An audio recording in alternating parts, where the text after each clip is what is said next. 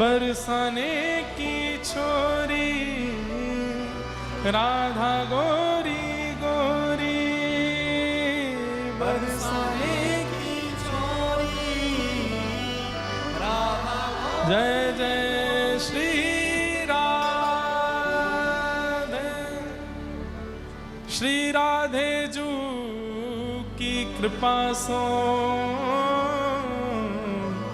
मैंने गिरिवर लियो उठाए। श्री किशोरी जी की कृपा भई और इनकी कृपा से मैंने गिरिराज जी धारण किए। ठाकुर जी ऐसा वचन कह रहे हैं। आज हम सबका परम सौभाग्य है, बड़ी कृपा करके और हम सब पर खूब अनुग्रह करके परम पूजनीय प्रातः स्मरणीय पूज्य गुरुदेव भगवान पूज्य पिताजी महाराज आज कटक की इस कथा में पधारे हैं। आप सभी कटक वासियों को पूज्य महाराज जी पूज्य गुरुदेव भगवान के आगमन की खूब खूब बधाई हो, बधाई हो। ऐसी रूखी सूखी बधाई तो उड़ीसा में ही लेते होंगे, हमारे ब्रज में नहीं लेते और जोड़ते। हाँ, पूज्य गुरुदेव भगवान पधारे हैं हम सब पर कृपा करने के लिए। और कल भी गुरुदेव का हम सबको सानिध्य कथा में मिलेगा। कल कथा कितने बजे से है? आप लोग कितने बजे आएंगे? 8 बजे। हाँ, जब जब आपको जगह मिल जाए आ जाना। 10 बजे से कल कथा सुबह होगी और पूज्य गुरुदेव भगवान का आशीर्वाद भी हमको कल ही कथा में मिलेगा, इसलिए कल जरूर सब लोग पधारिएगा। कटक में 3 बार कथा का क्रम पूज्य गुरुदेव भगवान के द्वारा हुआ है। एक बार 2003 में हुआ था खाटू श्याम मंदिर जहां हम कल गए थे वहीं पर। एक बार इस स्थान पर भी हुआ है जहां आप सब लोग बैठे हैं। यहाँ पर भी आपके द्वारा कथा राम कथा हुई। और शायद 3 वर्ष पहले 3-4 वर्ष पहले 3 वर्ष पहले पुनः पूज्य गुरुदेव का आगमन कटक में कथा के लिए हुआ था। आज इस दास पर कृपा करने, आप सब पर कृपा करने इस कथा में पधारे हैं। आप सबकी ओर से पूज्य गुरुदेव भगवान को बारंबार प्रणाम, बारंबार वंदन। हम पर बड़ी कृपा है संत जनों की, महत जनों की, और वो कृपा आप ही के कारण है।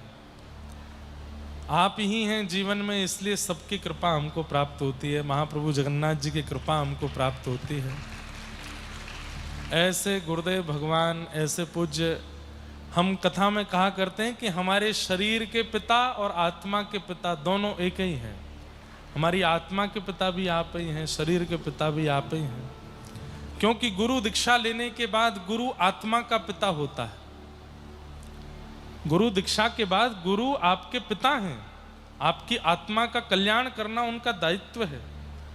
तो हमारे दीक्षा गुरु भी आप हैं, हमारे जन्म पिता भी आप हैं। तो दोनों भाव से हमारे गुरु हैं। कृपा है। गुरु स्थान हमारा जगन्नाथपुरी में श्री जीयर स्वामी मठ वहीं है।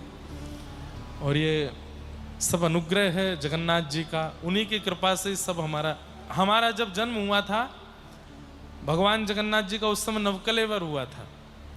हमने पहली बार जब कथा कहना प्रारंभ किया 2015 में, तब भी महाप्रभु जी का नवकलेवर हुआ।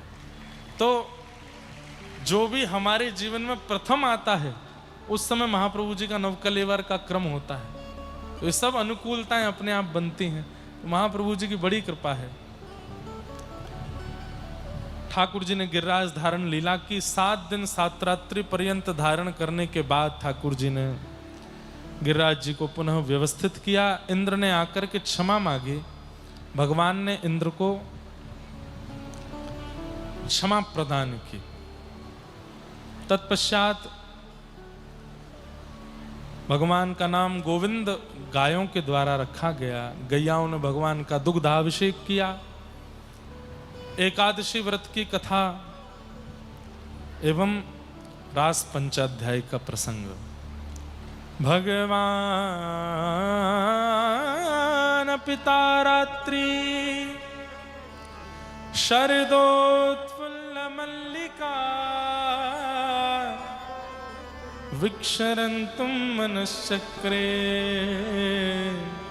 योग मायामुपाश्रितम्।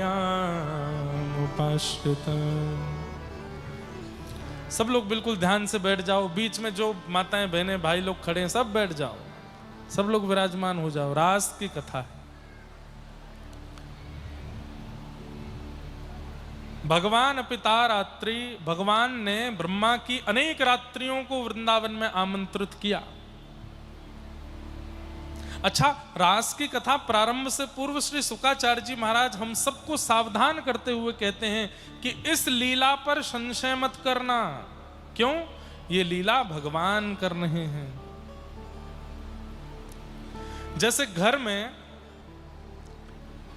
में कोई काम छिड़ जाए, रोगन का काम हो या कुछ नए सामान लगाए जा रहे हो, टाइल लगाई जा रही हो, तो घर का जो मझला सदस्य होता है वो आकर के पूछा किसने छिड़वाया ये काम।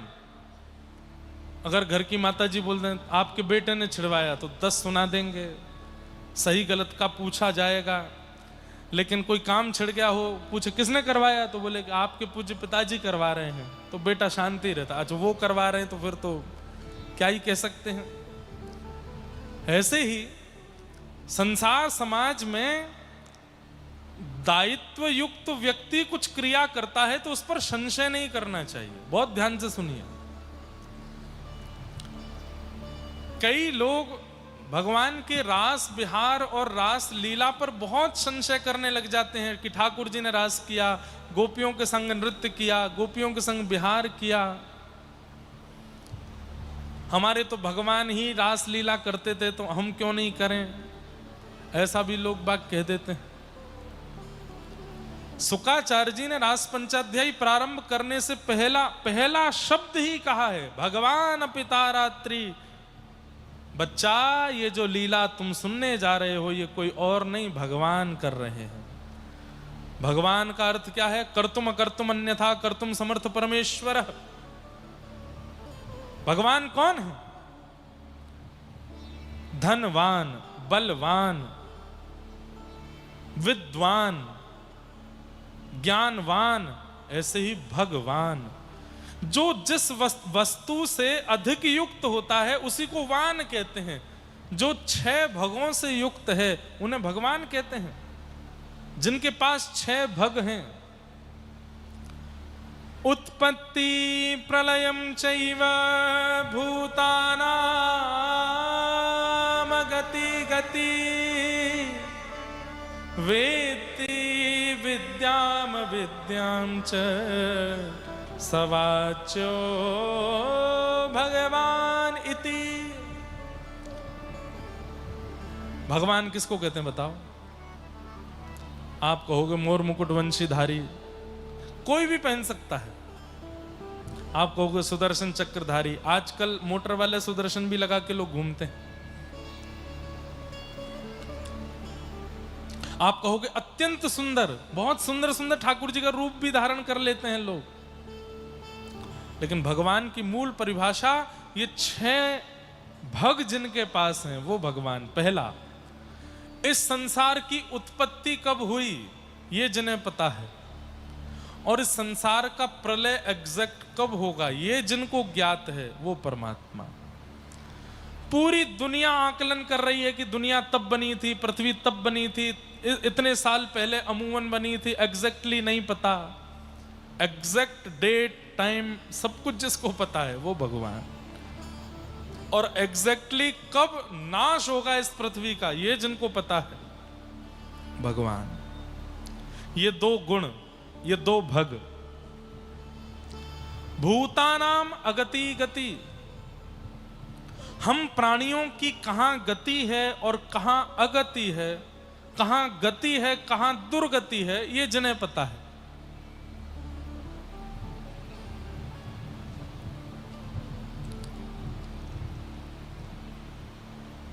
कर्म गति तारे नाही टरे, कर्म गति तारे नाही टरे। देखो, एक बात हम बता रहे हैं, बहुत ध्यान से सुनना। मुनि वशिष्ठ से पंडित ज्ञानी, मुनि वशिष्ठ से पंडित ज्ञानी, सोच के लगन धरे, सोच के लगन धरे। वशिष्ठ जी राम जी और सीता जी का पूर्ण देख करके, कुंडली आदि मिलान करके, सारे गुण गुण मिला करके दशरथ जी को कहते हैं बहुत सुंदर है, आप राम जी को आज्ञा दो कि विवाह कर लें। राघव जी का विवाह हुआ। वशिष्ठ मुनि ने सब कुछ देख लिया था, सब कुछ देख लिया, योग लगन सब कुछ बहुत बढ़िया थी, लेकिन हुआ क्या?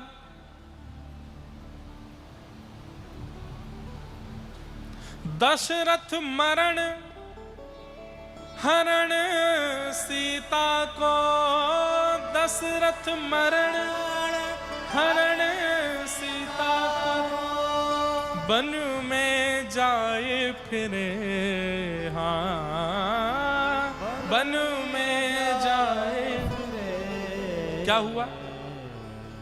दशरथ जी को प्राण त्यागने पड़े, सीता जी का रावण ने हरण कर लिया, 14 वर्ष वन में रहना पड़ा।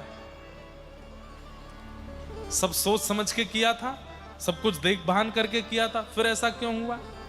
क्योंकि भाई कब कहां क्या होना है, चाहे कितनी भी पत्री बनवा लीजिए, चाहे कितना भी भविष्य कथन करवा लीजिए, कितने भी हाथ दिखवा लीजिए, होगा वही जो राम जी को भाएगा, जो ठाकुर जी ने सोच रखा होगा। आपके मेरे चाहने से ऐसा हो जाएगा, ऐसा हो जाएगा, ऐसा हो, कुछ नहीं, ठाकुर जी जो चाहेंगे वही होगा। सब कुछ बिल्कुल अच्छा था, सब कुछ देख भान करके वशिष्ठ जी ने सब कुछ किया था, लेकिन हुआ क्या? पांडवों के तो साथ भगवान स्वयं चल रहे थे, लेकिन हुआ क्या? लाक्षा भवन में आग लगी, 14 वर्ष का वनवास, 1 वर्ष का अज्ञातवास, महाभारत युद्ध। इसलिए कब कहां क्या होना है हम सब केवल आकलन लगाते रह जाएंगे, लेकिन होगा वही जो ठाकुर जी ने सोच रखा होगा। इसलिए अपनी बहुत बुद्धि मत लगाइए, कर्म कीजिए, परिश्रम कीजिए, क्योंकि होना वही है जो ठाकुर जी चाहेंगे। तो भूतानाम अगति गति, ये जिन्हें पता है कि मानव का कहां कल्याण होना है, मानव की कहां दुर्गति होनी है, वो परमात्मा। भूतानाम अगति गति वेत्ति विद्याम अविद्याम च, जो सब जानते हैं कौन किस भाव से आया है, कौन किस रूप में आया है, कौन किस गुण में आया है, विद्या और अविद्या का जिनको पूर्ण बोध है, ये 6 लक्षण जिनके अंदर हैं, उत्पत्ति और प्रलय का जिनको पता है, मानव की गति और दुर्गति का जिनको पता है, और विद्या और अविद्या का जिनको पता है, ये 6 भग जिनके पास हैं, उन्हें कहते हैं भगवान। ये संसार में किसी के पास नहीं हो सकते। संसार में कोई भी व्यक्ति इन 6 चीजों से युक्त नहीं हो सकता, ये केवल भगवान है, इसलिए उनको भगवान कहते हैं। वो भगवान इस रासलीला को कर रहे हैं, इसलिए इस पर संशय मत करना, इसमें ज्यादा सिर मत घुमाना, इसमें ज्यादा प्रश्न चिन्ह मत करना। ये कैसे कर सकते हैं, ये कैसे हो सकता है? वो भगवान है, वो हमसे ज्यादा सोच विचार के कर रहे हैं जो करने हैं, इसलिए उस पर प्रश्न चिन्ह मत उठाओ। इसलिए रास का प्रसंग प्रारंभ होते ही पहला शब्द भगवान। दूसरी बात, रास का हमको अर्थ ही नहीं पता है। कल हमको कोई बोले महाराज जी हम गुजरात से आए, कल बढ़िया से रास कराना। रास का अर्थ हम क्या लगाते हैं? नृत्य। रास का हम अर्थ क्या लगाते हैं? नाचना। ना, रास का अर्थ नाचना नहीं होता। मैं कथाओं में कहा करता हूं, रस और रास ये 2 शब्द हैं, केवल एक मात्रा की कमी है, रस और रास। मैं जगन्नाथ जी के पास जाता हूं, मैं पुरी जाता हूं, मैं महाप्रभु जी का दर्शन करता हूं, ये रस है, लेकिन महाप्रभु जी चल के मेरे पास आ जाएं, वो रास है। कटक वालों के साथ में रास हुआ है। क्यों? जिन भेष का दर्शन करने के लिए लोग लंबी लंबी लाइन लगाते हैं, साल साल भर दर्शन करने के लिए प्रतीक्षा करते हैं, वो भेष महाप्रभु जी कटक में आके धारण कर रहे हैं। ये रास है। स्वयं जगन्नाथ महाप्रभु उड़ीसा पुरी से चल करके कटक आए और यहां पर नित्य नवीन श्रृंगार, आज ठाकुर जी का सोना भेष जो कि रथ यात्रा के विश्राम दिवस पर होता है, उस स्वर्ण भेष का दर्शन करने के लिए कितनी लंबी लाइन लगती, कितने लोग आतुर रहते हैं। हमारे लिए देखो ऐसे धारण कर लिया। ये रास है, रस और रास। आप जाओ उनके पास, वो रस, पर वो आ जाए आपके पास, ये रास।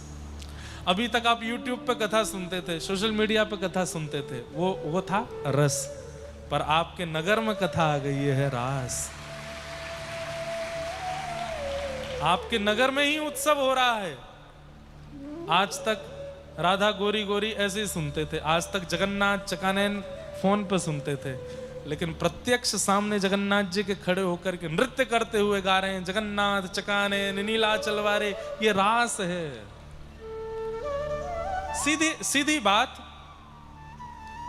आप ठाकुर जी को प्राप्त करने की योजनाएं बनाओ, वो रस है, पर आपसे प्रसन्न होकर ठाकुर जी आपसे मिलने की योजना बना लें, वो रास है।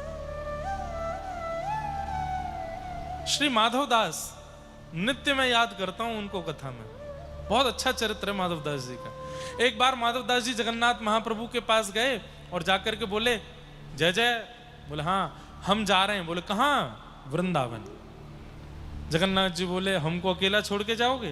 बोले अकेला थोड़ी छोड़ के, सुभद्रा जी हैं, बलभद्र जी हैं, सुदर्शन जी हैं, महालक्ष्मी मैया बैठी हैं, वही सब चारों तरफ देवी देवता बैठे हैं, ऊपर नील चक्र है और सारे हमारे उड़िया सब आपके सेवक भक्तजन हैं, सबके बीच छोड़ के जा रहे हैं आपको? ठाकुर जी बोले सब तो हैं, पर तुम तो नहीं रहोगे हमारे पास, वृंदावन जाओगे। और ये उस काल की बात है जब वृंदावन, पुरी से वृंदावन जाने में 6 महीने लगते थे। ना गाड़ी है, ना घोड़ा है, ना ट्रेन है, कुछ भी नहीं था, जंगल पार करने पड़ते थे। महाप्रभु जी बोले हम यहां बैठे तो हैं तुम्हारे पास, मत जाओ वृंदावन। माधवदास जी बोले नहीं नहीं, एक बार तुम्हें वृंदावन दर्शन करके आऊंगा, आपकी लीला स्थली। तो जगन्नाथ जी बोले काम करो, मुझे भी संग ले चलो। यही तो है रास, कि मैं पुरी से दूर जाने की योजना बनाऊं तो महाप्रभु जी विचलित हो रहे हैं, तू क्यों जा रहा है मुझसे दूर, मेरे संग रहे, मेरे पास रहे, यही रास है। माधवदास जी बोले आपको भूख इतनी लगती है, एक तो आपका शरीर इतना बड़ा है, श्री मंदिर से गुंडीचा जाने में तो रथ बनाना पड़ता है, और वो रथ भी चलता है तो महाराज पूरी जमीन में ऐसे, अभी जाके देखें पुरी के क्या बोलते हैं उसको, बड़दंड, बड़दंड बोलते हैं, बड़ो दंड, बड़ो दंड हाँ, हर है तो शब्द बड़दंड ही, पर वह उड़िया प्रोनाउंसिएशन में बोलेंगे बड़ो दंड।